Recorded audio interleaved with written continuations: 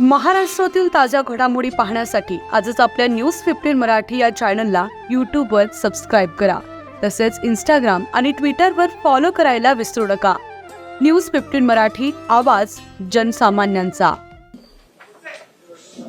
सर्वप्रथम मी मंत्रालय आणि विधिमंडळ वार्ताहर संघाचे अतिशय मनापासून आभार मानतो की आपण आजच शपथविधीनंतर या ठिकाणी मला निमंत्रित केलं आणि आपण सर्वांनी माझं स्वागत आणि सत्कार केला. त्याबद्दल मनापासून आपले आभार आहेत. आणि मगाशी प्रवीणजी आणि प्रमोदजी असं म्हणाले की जेव्हा जेव्हा त्यांची बॉडी असते तेव्हा तेव्हा मी मुख्यमंत्री होतो. 29ला तुमचीच बॉडी आली अशी शुभकामना मी तुम्हाला देतो. खरं म्हणजे आपला हा संघ राज्याच्या आपल्या संपूर्ण लोकशाही व्यवस्थेतला एक अत्यंत महत्वाचा स्तंभ आहे. कारण विधिमंडळ आणि मंत्रालयातनं राज्याचा कारभार चालतो आणि तो योग्य प्रकारे चाललाय की नाही हे राज्यामध्ये सांगण्याचं काम तुम्ही करता. आणि जिथे काही चुका असतील त्या नजरेस आणून देतात, त्याच्यामुळे त्या चुका देखील सुधारता येतात.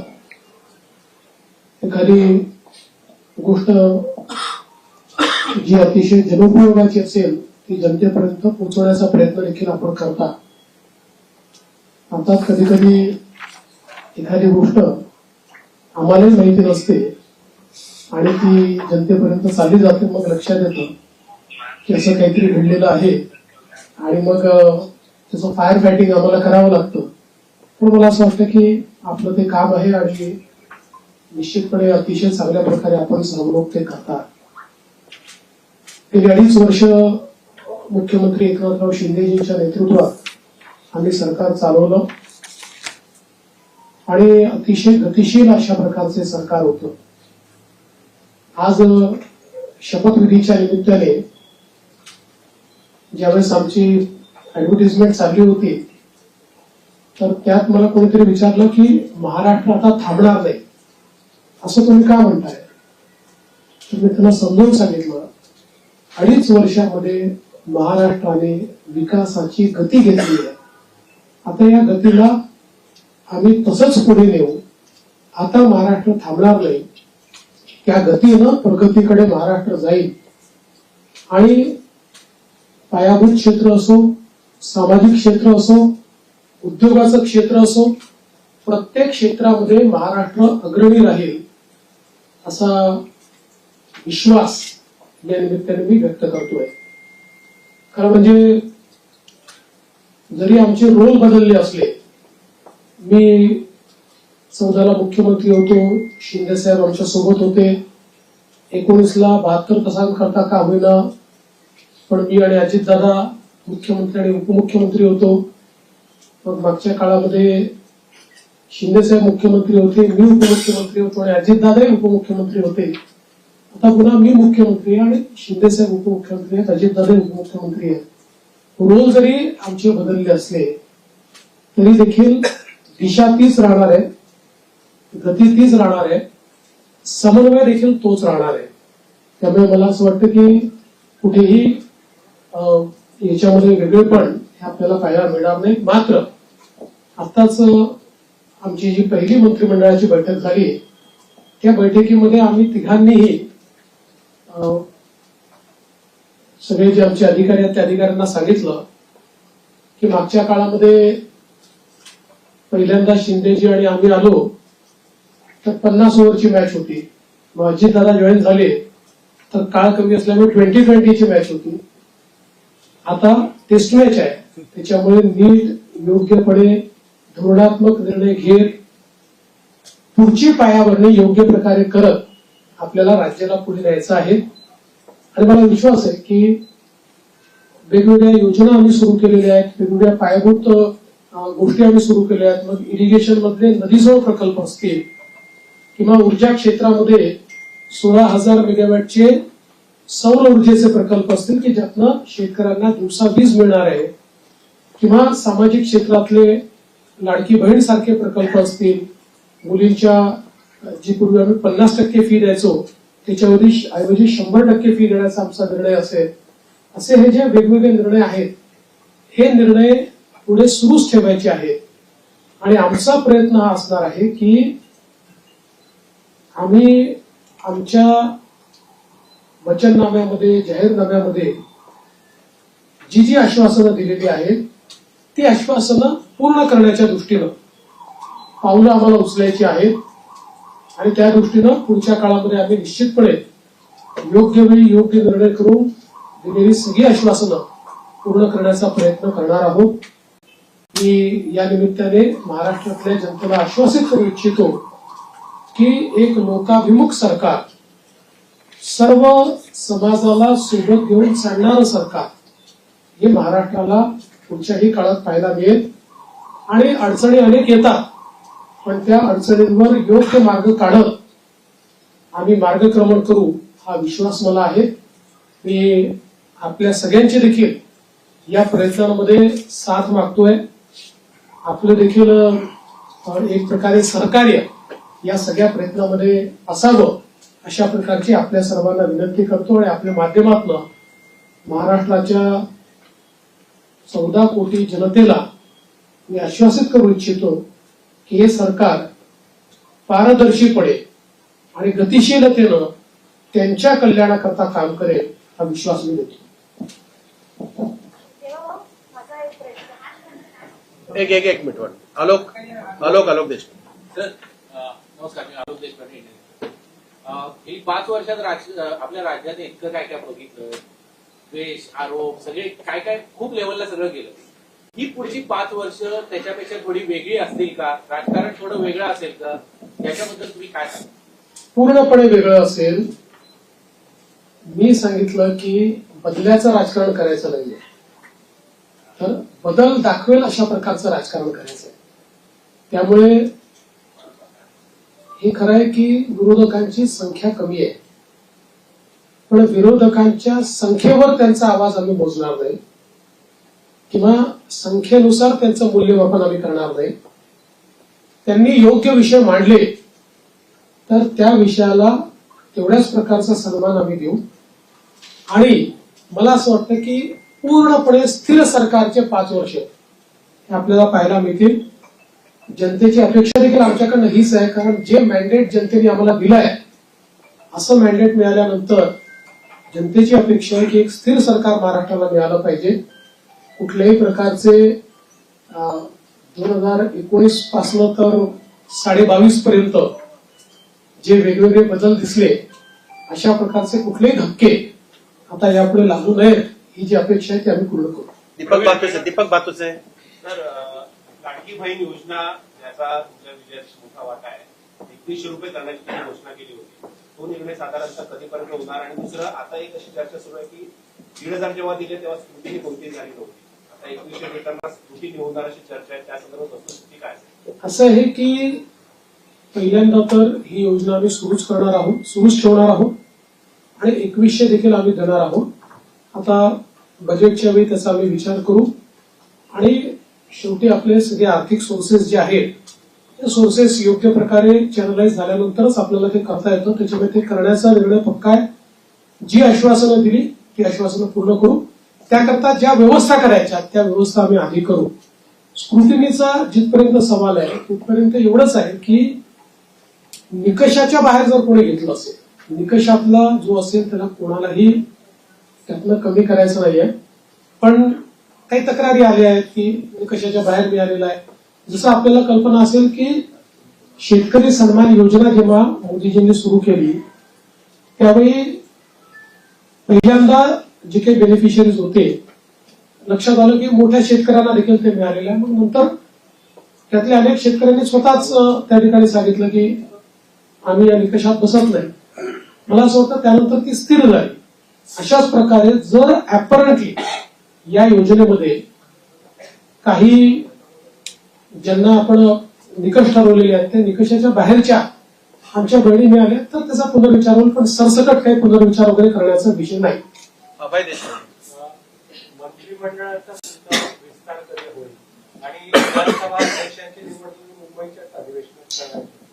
विधानसभा अध्यक्षाची निवड ही मुंबईच्या अधिवेशनातून आम्ही करू, कारण नियमच असा आहे की शपथ झाल्यानंतर अध्यक्षाची निवड करावी लागते. अध्यक्षांच्या निवडीनंतर राज्यपालांचं अभिभाषण करावं लागतं. त्यामुळे ती सगळी प्रोसेस आताच आम्ही मंत्रिमंडळाने शिफारस करून राज्यपालांना पाठवलेली आहे की 7, 8 आणि 9 या 3 दिवसात ही शपथ घ्यावी. 9 तारखेला स्पीकरचं निवडणूक करावी आणि 9ला आपण अभिभाषण करावं नियमानुसार. अशा प्रकारची शिफारस आता मंत्रिमंडळाने माननीय राज्यपालांना पाठवली. सोनू श्रीवास्तव. विस्ताराच्या संदर्भात मला असं वाटतं की जवळपास आमची प्रक्रिया झालेली आहे. माझा स्वतःचा अंदाज असा आहे की नागपूर अधिवेशनापूर्वी आम्ही विस्तार करू. सोनू श्रीवास्तव. सोनू श्रीवास्तव. मेरा सवाल है कि सब कुछ अच्छा चल रहा था तो इतना डिले क्यों हो गया और पोर्टफोलियो बनने में कहाँ दिक्कत थी कि आज भी मनोबल करना पड़ा? देखिए, ऐसा कोई डिले है ऐसा मैं नहीं मानता. इससे पहले भी 2004 में करीब 12-13 दिन का डिले हुआ था. 2009 में भी करीब 9 दिन का डिले था.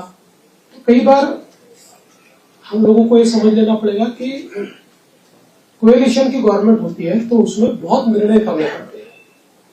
एक पार्टी की सरकार होती है तो निर्णय एक ही पार्टी को करना है. कोएलिशन की गवर्नमेंट में बहुत बड़े पैमाने पर कंसल्टेशन करना पड़ता है. वो कंसल्टेशन हमने किया है.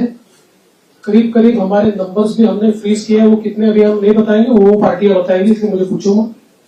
और पोर्टफोलियो को भी अभी हम लोगों ने करीब करीब फाइनलाइज किया है. कुछ थोड़ा बचा है उसमें, वो भी कर लेंगे.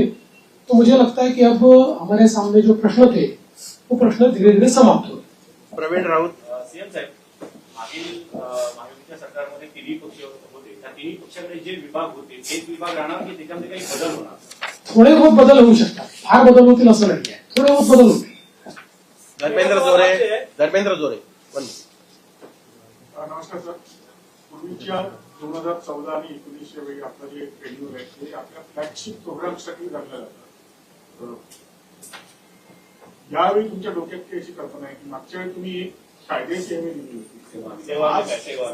आज मला आत्मविश्वास आहे की तुमच्या डोक्यात काही असेल त्याची जर आज तुम्हाला घोषणा करायची असेल तर आम्हाला सांगा, तर उद्यापासून आम्हाला काहीतरी काही गोष्टी आहेत डोक्यात, पण अजून माझ्या दोन्ही कन्सल्टेशन मित्रांची कन्सल्टेशन बाकी आहे. पण आता माझा फोकस जो आहे ना तो या ज्या काही महत्वाच्या योजना आहेत, जसं नदी जोड प्रकल्प, याचं काम सुरू झालं पाहिजे याच्यावर माझा भर असणार आहे.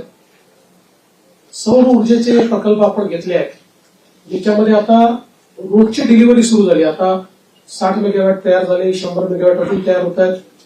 कुठल्याही परिस्थितीमध्ये 2026 पर्यंत 16,000 मेगावॅटचे प्रकल्प पूर्ण करायचे आहेत. त्यामुळे ही जी कामं ऑलरेडी हातात घेतली की जी शाश्वत विकासाची कामं आहेत, ज्यातनं शेतकऱ्याचं कल्याण होणार आहे, राज्याचं कल्याण होणार आहे, हे आणि यातला प्रत्येक प्रकल्प असा आहे की ज्याचा नीट फॉलोअप करावा लागतो. आणि नुसते आपण टेंडर घेऊन टाकल्याने होत नाही. अडथळे येतात, ते अडथळे दूर करावे लागतात.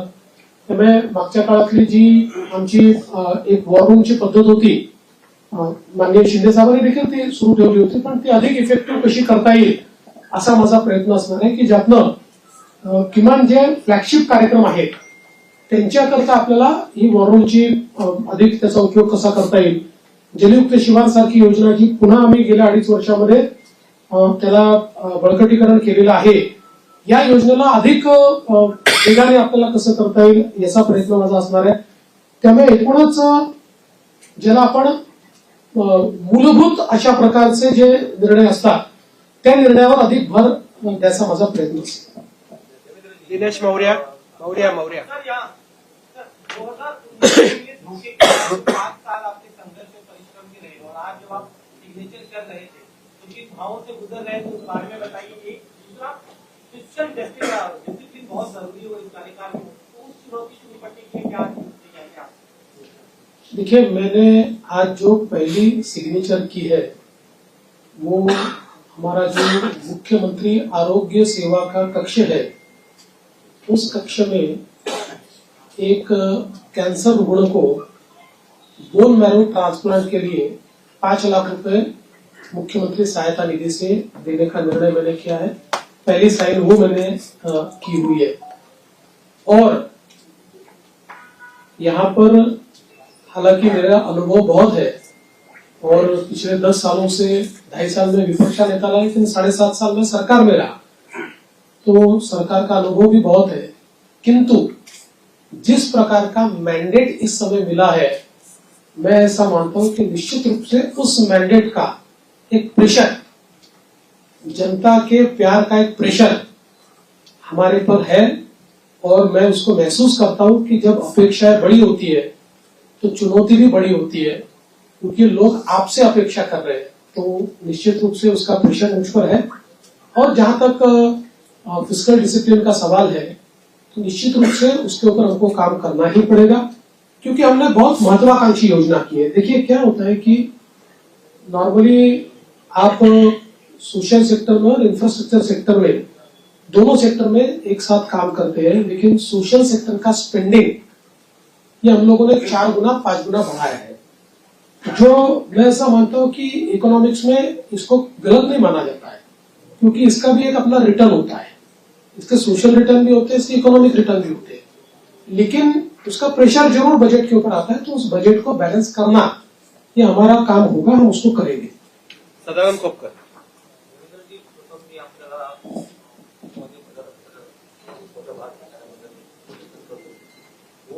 पूर्वीचं जे जो महाराष्ट्र आपण पाहिला होता, 2014 नंतरचा 2024 10 वर्षाचा काळ म्हणजे तसा फार मोठा काळ गेलेला आहे. या 2024 नंतरच्या महाराष्ट्राकडे आपण कसं पाहता? मला असं वाटतं की महाराष्ट्र वेगाने प्रगतीच करतो आहे, मात्र राजकीय संस्कृती जी महाराष्ट्रातली आहे त्याच्यावर पुनर्विचार करण्याची गरज ही सर्व पक्षांना आहे. महाराष्ट्रातलं जे राजकीय वातावरण होतं ते आपल्याला योग्य कसं करता येईल याचा प्रयत्न आपण केला पाहिजे. मी शपथविधीच्या निमित्ताने माननीय पवार साहेब असतील, माननीय उद्धवजी ठाकरे असतील, माननीय सुशीलकुमार शिंदेजी असतील, माननीय पृथ्वीराज चव्हाण साहेब असतील किंवा सन्माननीय राज ठाकरे साहेब असतील, अशा सगळ्या प्रमुख लोकांना त्या ठिकाणी स्वतः फोन करून त्यांना निमंत्रण दिलं. त्यातल्या प्रत्येकाने माझं अभिनंदन केलं, मला शुभेच्छा दिल्या. काही व्यक्तिगत कारणाने ती लोक येऊ शकले नाहीत, पण त्यांनी शुभेच्छा दिल्या. मला असं वाटतं की जो राजकीय संवाद महाराष्ट्रामध्ये आणि इतर राज्यांमध्ये आणि विशेषतः दक्षिणेच्या राज्यांमध्ये जे काही अंतर आहे ते हेच अंतर आहे की महाराष्ट्रात राजकीय संवाद हा कधी संपला नाही. आपण अनेक राज्यांमध्ये असं बघतो की 2 पक्षांमध्ये किंवा 2 नेत्यांमध्ये इतका विसंवाद असतो की हिंदीमध्ये ज्याला खून के प्यासे म्हणतो, अशा प्रकारची परिस्थिती आपल्याला पाहायला मिळते.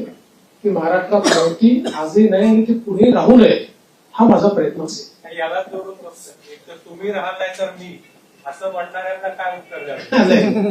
मी त्याच वेळेस सांगितलं होतं की राजकारणात सगळेच राहतात, तेही राहतील, मी राहील, आम्ही सगळेच राहणार. Sanjay Bapat. Sanjay Bapat. 1 minute. Sanjay Bapat. Sanju 1 minute. Sanjay Bapat. Sanju 1 minute. Sanjay Bapat. पायाभूत सुविधा आवडता विषय असतो. मी नाटकामध्ये समृद्धी महामार्ग पूर्ण केला, त्याच्यानंतर ह्या टप्प्यामध्ये सुरुवात केली की शक्तीपीठ महामार्ग काय पण निवडणुकीच्या वेळी त्याचं भूसंपादन शक्तीपीठ महामार्गाच्या संदर्भात सांगली जिल्ह्यापर्यंत त्याला पूर्ण समर्थन आहे आणि सगळे शेतकरी आमच्याकडे येऊन सांगतात की तुम्ही भूसंपादन करा. सांगली जिल्ह्यातल्या काही भागात त्याला समर्थन आहे, पण कोल्हापूर जिल्हा जिथे सुरू होतो तिथे मात्र त्याला खूप मोठ्या प्रमाणात विरोध आहे. आणि आम्ही ज्यावेळी समृद्धी महामार्ग केला त्यावेळी आम्ही विरोध पत्करून नाही केला, लोकांना समजून केला. त्यामुळे आमचा यात प्रयत्न असा असेल की ज्या भागापर्यंत विरोध नाही तिथपर्यंतची अलाइनमेंट आता फायनल करायची आणि पुढची अलाइनमेंट जी आहे ती आपल्याला सगळ्यांची चर्चा करून काही पर्यायी अलाइनमेंट काढता येते का याचा विचार आपण करू. कारण शेतकऱ्यांना नाराज करून शेतकऱ्यांच्या जमिनी जबरदस्तीने घेऊन विकास करण्याची मानसिकता आपली नाही आहे. त्यामुळे काही पर्यायी रस्ते तयार करता येतील किंवा त्याला एक्झिस्टिंग जो काही हायवे आहे त्याला कोल्हापूरच्या आधी कुठे जोडता येईल का, किंवा अजून काही एखादा आपल्याला फ्लायओव्हरच्या माध्यमातून काही निर्णय करता येईल का, असं चर्चेतनं मार्ग काढू. पण मला असं वाटतं की सांगली जिल्ह्यापर्यंत तर शक्तीपीठ महामार्गाला मोठ्या प्रमाणात समर्थन आहे आणि माझा या महामार्गावर एकाच कारणाकरता थोडासा जोर आहे की जसं समृद्धी महामार्गामुळे विदर्भ आणि मराठवाड्यातले विशेषतः संभाजीनगर आणि जालना जिल्ह्याचं चित्र बदललं. म्हणजे आता महाराष्ट्राचं न्यू इंडस्ट्री मॅग्नेट हे पुण्यावरनं हळूहळू पुण्यात शिफ्ट होणारच नाही, पण आता त्याचा विस्तार आपल्याला संभाजीनगर आणि जालन्याला होताना दिसतोय. तर अशाच प्रकारे शक्तीपीठ महामार्गामुळे संपूर्ण मराठवाड्याचं चित्र बदललं, चित्र एकदम. आणि म्हणून त्या महामार्गाचा माझा थोडा आग्रह आहे, पण सगळ्यांशी चर्चा करूनच त्याच्यातला पुढचा निर्णय होईल, तोपर्यंत होणार नाही.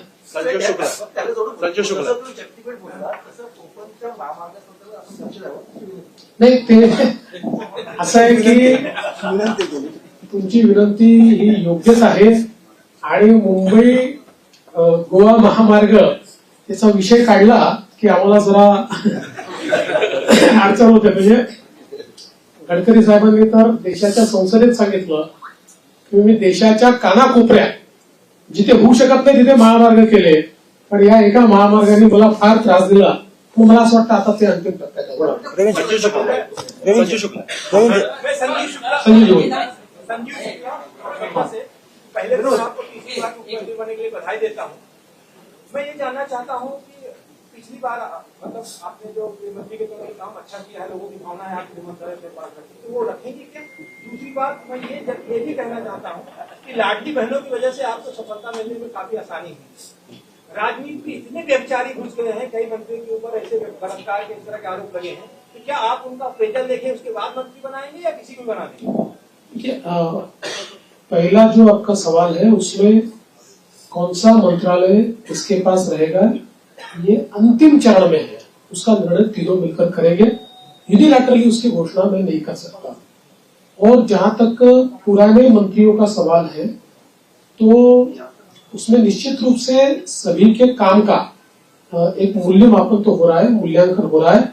उस मूल्यांकन क्योंकि हमारे जो दोनों साथी है एकनाथ शिंदे जी ने भी और दादा ने भी, हम तीनों ने बैठकर ये तय किया है कि हम मूल्यांकन करेंगे, पुराने मंत्रियों के कामों का मूल्यांकन होगा, उसके आधार पर आगे का निर्णय होगा.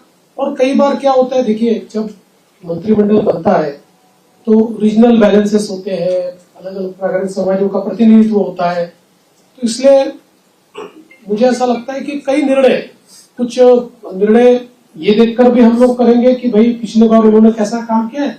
कई बार ये होता है कि किसी ने अच्छा काम भी किया होता है लेकिन रीजनल बैलेंस में क्योंकि 3 लोगों को मंत्री पद बांटने हैं तो आगे पीछे होता है. यदू जोशी. माझा तोच प्रश्न होता की मंत्रिमंडळाच्या विस्तारामध्ये सिनियर सिटीजन असतील कोणी सिनियर सिटीजन नाही आहे. तुम्ही हे लक्षात ठेवा, राजकारणामध्ये जोपर्यंत जनता ठरवत नाही तोपर्यंत कोणी म्हातारे होत नाही, कोणी रिटायर होत नाही. विनोद जगताप. सर मेरा सवाल ये है कि नई इंडस्ट्री लाने के लिए क्या प्रयास होंगे? और पिछले 2.5 साल में आपने देखा होगा कि विपक्ष हमेशा ये चिल्लाता रहा है कि सारे उद्योग गुजरात जा रहे हैं. देखिए, विपक्ष को तो बार बार जवाब दिया है, आंकड़ों से दिया है. आज आपको एक और नया आंकड़ा बताता हूं कि पिछले पूरे साल में हमको जितना एफडीआई मिला उसका 90% एफडीआई 6 महीने में मिल गया. तो आप समझ सकते हो कि कितना इनफ्लो इंडस्ट्री का आ रहा है. और जल्दी ही कुछ इंडस्ट्रीज की घोषणा मैं करूंगा. मेरी बातचीत अंतिम चरण में है कि जिनको महाराष्ट्र को पाकर, उन इंडस्ट्रीज को पाकर बहुत महाराष्ट्र को खुशी होगी, ऐसी कई इंडस्ट्रीज के साथ मेरी चर्चा अंतिम चरण में. अजय वैद्य.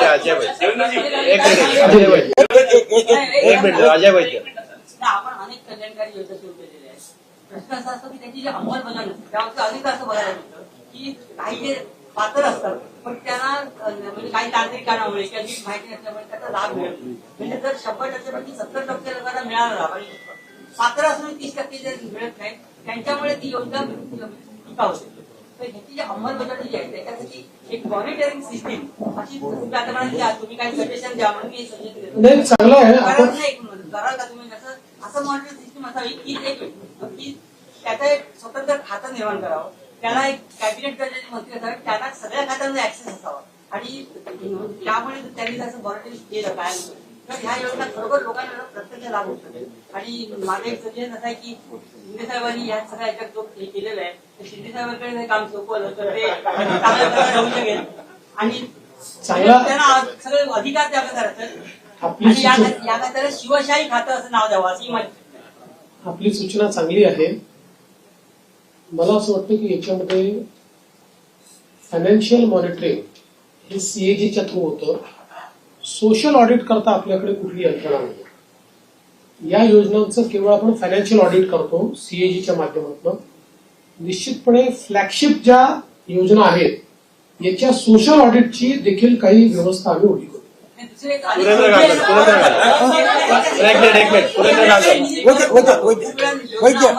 आता आपला निधी परत जात नाहीये, निधी आपण पूर्ण खर्च करतो.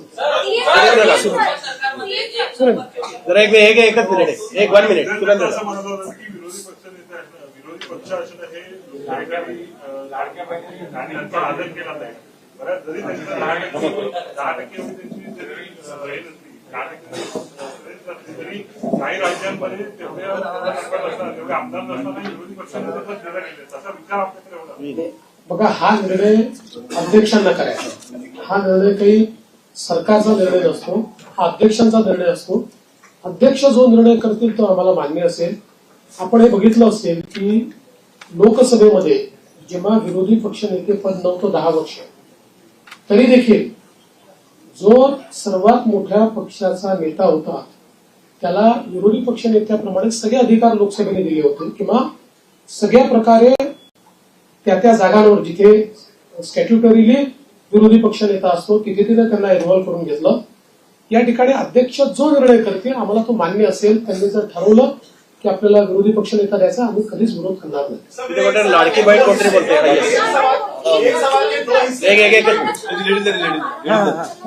काय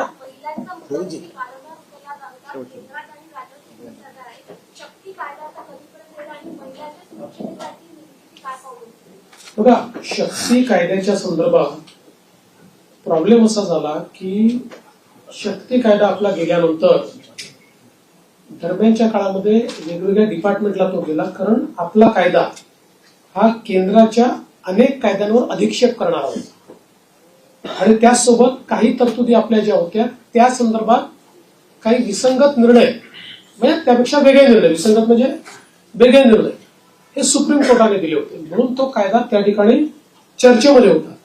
दरम्यानच्या काळामध्ये केंद्र सरकारने 3 नवीन कायदे तयार केले आणि या 3 नवीन कायद्यांमधल्या त्यांनी ज्या तरतुदी केल्या जवळपास आपण ज्या तरतुदी केलेल्या आहेत तशा तरतुदी त्या कायद्यांमध्ये आहेत आणि आता पुन्हा त्या कायद्याशी आपल्या काही तरतुदी विसंगत होत आहेत. त्यामुळे आता केंद्र सरकारशी त्या संदर्भात चर्चा करावी लागेल. जसं आपण बघितलं असेल तर आता या नवीन कायद्यांमध्ये एक इंडिपेंडंट चॅप्टर हा रेपवर तयार झालेला आहे. फाशीपर्यंतची शिक्षा जी आधीच्या कायद्यांमध्ये नव्हती ती आता या नवीन ज्या आपण जी न्यायसंहिता केलेली आहे त्याच्यामध्ये ठेवलेली आहे. त्यामुळे आता या संदर्भात एकदा केंद्र सरकारशी चर्चा करून आवश्यक असेल तर कदाचित आपल्या कायद्यांमध्ये बदल करावा लागेल. प्रसाद पाटील 1 मिनिट. प्रसाद पाटील एक 1 मिनिट. प्रसाद पाटील एक सवाल प्रश्नाचं उत्तर देऊन पण तेवढं विचारलं गृह खातं कोणाला कुठल्या पक्षाकडे राहील आणि अर्थ खातं कुठल्या पक्षाकडे राहील. आता आम्ही तिघं मिळून ठरवू. आम्ही आता तिघं मिळून सरकार त्यामुळे सरकारकडे राहील आणि सरकार चालेल. एबीपी माझा एकनाथ शिंदेची शेवटच्या टप्प्यापर्यंत नाराजी आपल्याला पाहायला मिळत होती. नेमकं कारण काय स्पष्ट झालंय का आणि गृह खातं खरंच त्यांच्याकडे जाणार आहे का? मी तुम्हाला 100% सांगतो त्यांची बिलकुल नाराजी नव्हती. मी स्वतः त्यांना भेटलो होतो. त्यांची कुठलीही नाराजी त्याच्यामध्ये नव्हती. नाराजीच्या बातम्या जास्त चालल्या, पण कुठली नाराजी नव्हती. उलट मी विनंती केल्यानंतर त्यांनी तात्काळ ते स्वीकार केलं. मी त्यांना विनंती केली की मी म्हटलं मागच्या काळात जेव्हा मला उपमुख्यमंत्री मला सांगितलं तेव्हा मला असं वाटत होतं की मी मुख्यमंत्री आहे तर मी उपमुख्यमंत्री होऊ नये. पण मला नंतर लक्षात आलं की जेव्हा अशा प्रकारचं अलायन्सचं सरकार असतं त्यावेळी प्रमुख व्यक्ती जर सरकारमध्ये नसला तर पक्ष आणि सरकार या दोघांचा समन्वय राहत नाही आणि त्यामुळे त्यांनी ते मान्य केलं. मला असं वाटतं की त्याच्या बातम्या जास्त चालल्या, म्हणजे आमच्यात तर कुठल्याही समन्वयाचा अभाव नव्हता. पांडुरंग मस्के शेवटचा उदाहरणादाखल सांगतो की गिरीश महाजन समजवायला गेले. गिरीश महाजन समजवायला गेले नव्हते. गिरीश महाजन सहज भेटायला गेले होते. मला गिरीश महाजन त्याला बाहेर आल्यावर समजलं की मला म्हणे अहो बातमी चालली आहे की मी समजवायला गेलो. मला कशाला गेले तुम्ही? पांडुरंग मस्के पांडुरंग आसाम सरकार ने डीप बैंक किया है पूरे राज्य में. आपकी सरकार आज आई है, मैं जानना चाहता हूँ क्या आपकी एक बाराती वसीम पेश करेगा या क्या आपका? देखिए, गोवंश हत्या बंदी का कानून हमने पिछले समय मंजूर किया है. हमारे यहाँ पर गोवंश केवल गाय नहीं, गोवंश की हत्या नहीं की जा सकती है. उस कानून को कड़ाई से हम लोग लागू कर रहे हैं. शेवटचा मस्के पांडुरंग मस्के पांडुरंग एक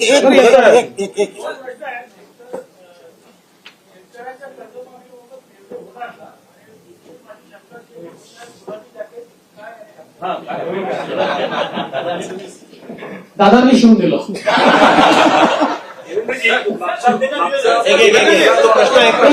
कर्जमाफीच्या संदर्भात जी आम्ही घोषणा केली आहे त्याच्या अंमलबजावणी करू.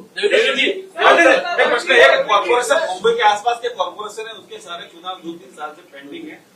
अब देखिए, सुप्रीम कोर्ट में वो अटके हैं, लेकिन हमारा प्रयास रहेगा. हमने पिछले भी समय सरकार की ओर से अर्जी लगाई थी कि इतने समय इसको पेंडिंग रखना ठीक नहीं है. सुप्रीम कोर्ट ने जो इंडिकेट हमको किया उसमें वो अभी कंटिन्यूस सुनवाई लेंगे ऐसा उन्होंने कहा है. हमारा प्रयास रहेगा कि जल्दी सुनवाई हो, क्योंकि केवल वहां नहीं पूरे महाराष्ट्र में ये चुनाव बाकी है. और मैंने बार बार ये कहा है कि स्वस्थ लोकतंत्र के हिसाब से जो स्थानीय इकाई है उसका चुनाव होना बहुत जरूरी है. दीपक कैतके शेवटचा प्रश्न दीपक कैतके. माझा प्रश्न असा आहे की आपला राजकीय संपूर्ण संघटनाचा सगळा संघर्षाचा प्रवास आम्ही बघितला, कव्हर पण केला. आज ज्यावेळेला आपण शपथविधीच्या वेळेला शपथ घेत होता त्यावेळेला नेमकी आपल्या मनात काय भावना होती? कारण काय नेमकं काय वाटतं? मी एवढंच सांगू शकतो की आपल्या सगळ्यांना साईबाबांनी एक मंत्र दिलेला आहे, श्रद्धा आणि सबूत. शेवटचा प्रश्न प्रेमानंद एक 1 मिनिट.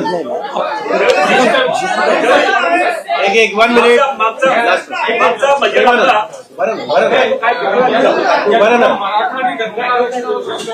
या निवडणुकीची लोकसभेला हे घातला.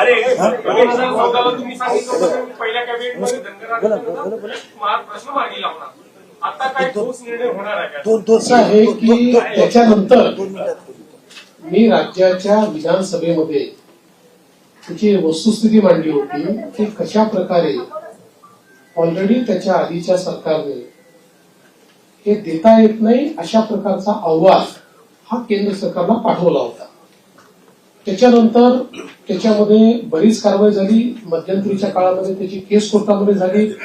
कोर्टामध्ये त्याला सपोर्टिंग एफिडेव्हिट्स आम्ही केले, परंतु एका कुठल्या तरी सर्टिफिकेटमुळे कोर्टाने त्याच्यात दुसरा निर्णय घेतला.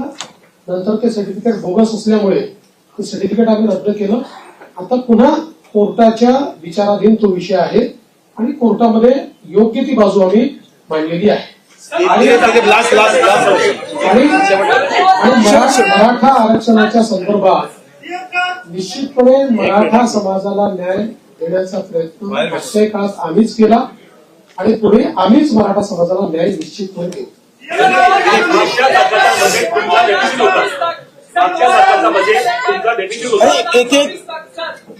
सर 2019 से लेकर 2024 तक खासकर लॉ एंड ऑर्डर को लेकर आपको हमेशा गृह मंत्रालय आपके पास था, विरोधी पक्ष आपको टारगेट करता रहा।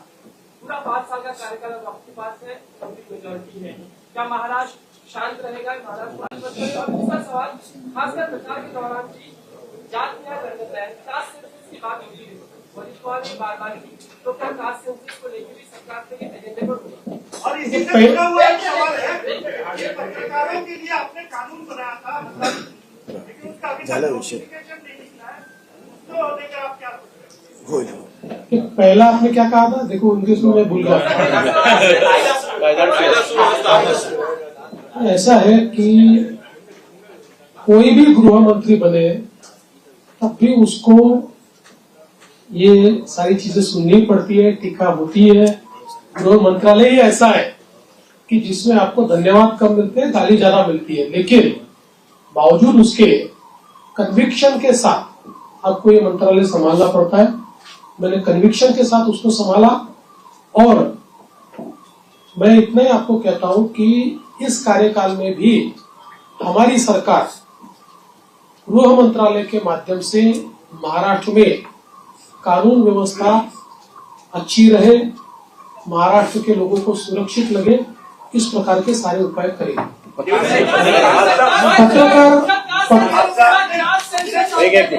देखिए, भारतीय जनता पार्टी की भूमिका ये बार बार हमने स्पष्ट की है कि कास्ट सेंसस को हमारा विरोध नहीं है।